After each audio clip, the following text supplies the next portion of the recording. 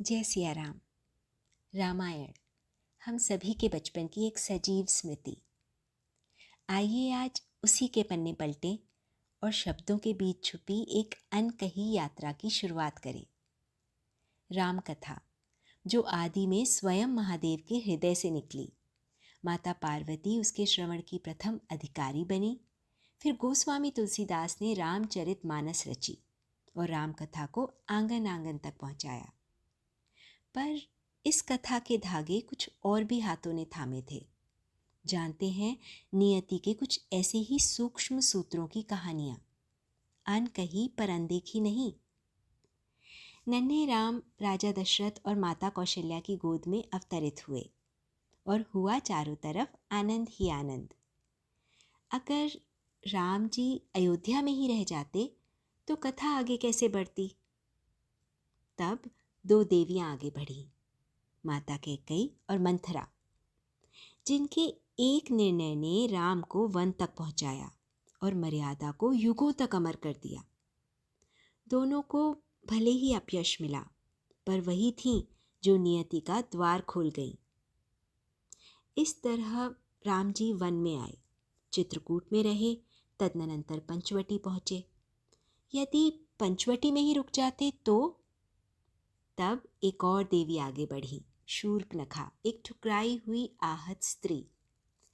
काम मंथरा कर गई वन भेजे श्री राम, रण रचने में लिखा गया शूर्पनखा का नाम।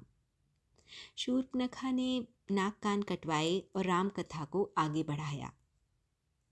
रावण द्वारा सीता माता का हरण हुआ, प्रभु राम वन में रोते डोले।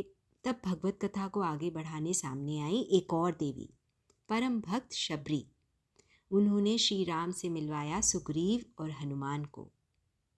जब वानर सेना श्री सियाजू की खोज में भटक रही थी, मायावी अंधकार और भ्रम की अनंत गहराइयों में दिशाहीन हो चुकी थी, तब देवी स्वयं प्रभा ने उनकी मदद की।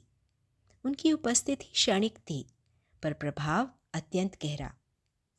इस तरह कथा पूर्ण हुई और भगवान शंकर ने राम कथा को अपने हृदय में छुपा लिया। तब एक देवी और आगे आई, माता पार्वती, जिनकी जिज्ञासा ने इस कथा को जन्म दिया और वाणी थी स्वयं महादेव की। फिर सामने आई रत्नावली। पत्नी प्रेम में तुलसीदास रात्रि के घोर अंधकार में ससुराल पहुंचे।